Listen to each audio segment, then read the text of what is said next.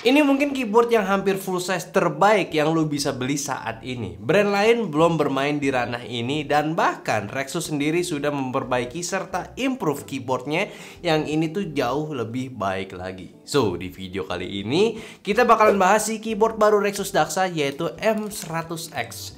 Apa aja yang baru ya kira-kira? Anyway, selamat datang di channel Nyantai dengan gua Ali. Dan seperti biasa di channel teknologi kali ini kita suka review produk yang gak cuma handphone dan laptop doang.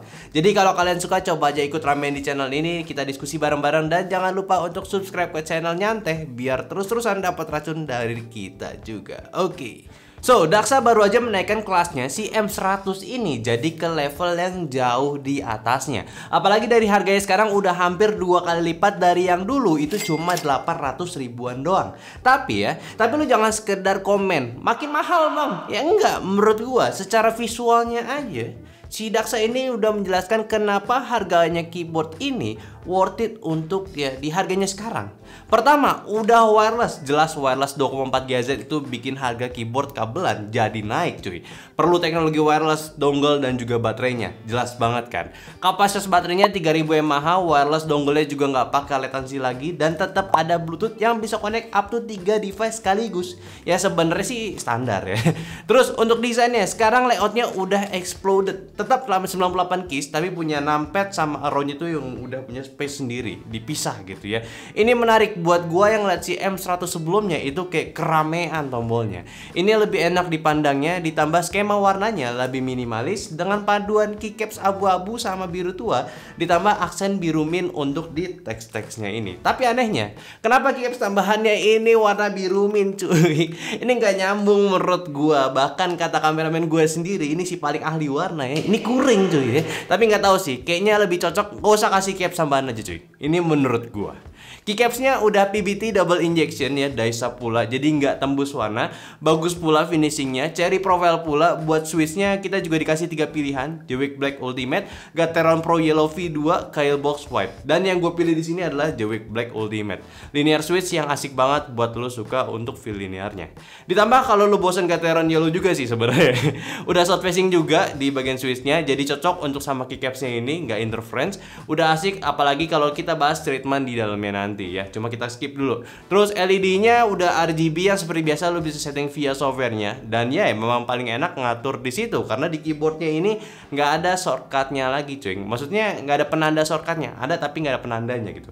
Lo mesti cek guide-nya kalau mau pakai shortcut langsung dari keyboardnya, ribet. Dan secara layoutnya sendiri ini sih udah aman ya buat lo yang nggak suka minimalis tapi full size itu kegedean. Ini enak, masih ada numpadnya, cuma korbanin beberapa tombol yang memang nggak kepake aja cuy. Bodinya fully polikarbonat, finishingnya smoky black punya, hitam transparan. Memang lagi eranya keyboard sekarang, bagus dan minimalis juga, gua suka ya. Terus posisi standarnya juga udah leaning, ditambah tetap ada 2 footrester, maksudnya 2 step footrester, jadi aman banget kalau lo ngerasa bawaannya itu kurang nyaman. Lalu untuk dongle-nya juga udah magnetic, nyimpennya aman, serta switch keyboardnya pun juga ada di bagian bawah sini, switch on off-nya.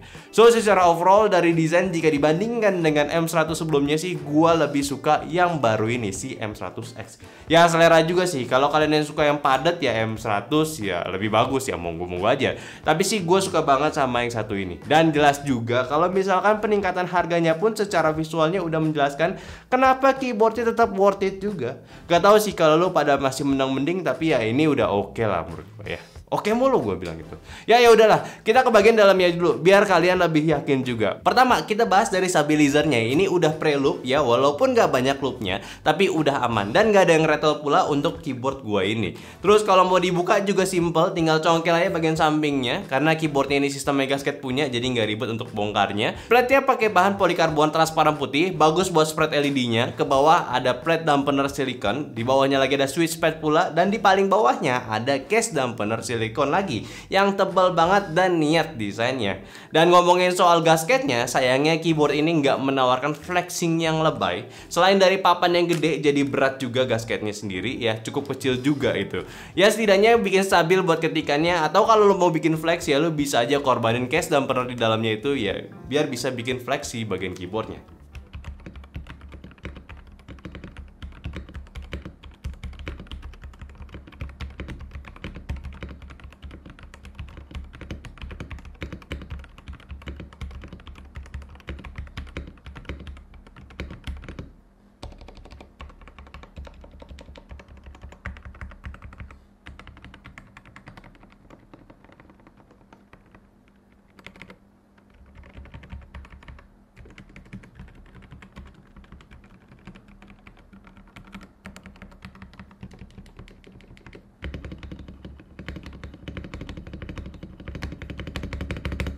So gimana untuk typing testnya? Kalian bisa nilai sendiri suka atau enggaknya. Cuma yang pasti untuk yang satu ini keyboardnya udah nggak perlu di mod sih gua rasa. Dan ini udah oke banget dari segi dalamannya, komplit parah. Dan memang kalau lu pengen mod lagi ya perlu spending uang lebih banyak ketimbang yang keyboard minimalis lainnya. Instead 60 keys lu beli, ya lu mesti beli 100 keys lagi. Ini lumayan cuy. Terus kalau buat switch pilihannya juga nggak boring ya, Gateron merah, biru, coklat lagi. Jadi ini cukup membantu kalau kalian pengen hemat duit.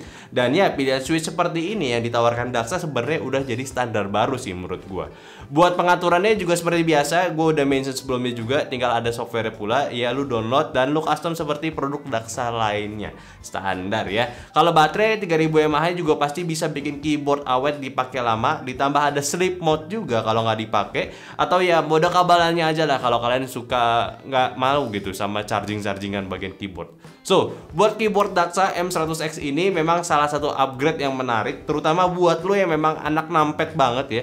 Ini salah satu pilihan terbaik saat ini, nggak ada lagi kecuali lo memang pengen spending uang banyak buat yang bikin dari nol lagi. Tapi ya jangan lupa, kalau keyboard gede otomatis ngabisin tempat di meja lo juga nih buat area mouse lo ya. Dan di harga 1,5 jutaan kurang sedikit ya, menurut gua nggak kemahalan untuk keyboard 100 keys wireless dengan treatment yang didapetin. Komplit, nggak perlu di mod, tinggal pakai, switchnya oke pula ya, all in one gitu. Build up keyboard yang udah bagus lah menurut gua. Cuma satu nih, mungkin jadi catatan buat Rexus atau mungkin semua brand keyboard ya. Ini kebetulan juga nih karena gua lagi bahas Rexus juga gitu ya, jadi sorry nih Rexus kena tuh. Ya kayak sekarang nih ya, di era keyboardnya udah variatif, dari bentuk sama stylenya, macam-macam selera orang itu udah bisa dipenuhi. Menurut gua tugas kalian sebenarnya itu tinggal satu aja, upgrade fitur Bluetooth-nya. Biar fitur nyalanya dari mode sleep-nya itu bisa dipercepat. Soalnya walaupun ini cuma sekedar kebiasaan sedikit yang agak nggak terlalu mengganggu-ganggu banget gitu ya. Tapi nunggu 3-5 detik keyboardnya nyala sampai reconnect ke device-nya itu lumayan kerasa sih. Memang nggak berdampak apa-apa, tapi kalau bisa diimprove ya kalau bisa ya itu jadi setara keyboardnya kayak keyboard wireless Logitech tuh. Mantap kan? Oke, mungkin itu aja dulu pembahasan gue dari M100X ya, dari Daxa ya. Tolong bantu share juga video ini ke teman-teman kalian lagi butuh keyboard gede, nggak suka yang minimalis. Dan jangan lupa kasih pendapat dari kolom komentar sama like video ini kalau kalian suka. Dan follow semua sosial media kita yang ada di Instagram, TikTok, Facebook, dan Discord yang semua linknya di deskripsi. Dan yang terakhir, sampai jumpa di video nyantai selanjutnya. Bye-bye.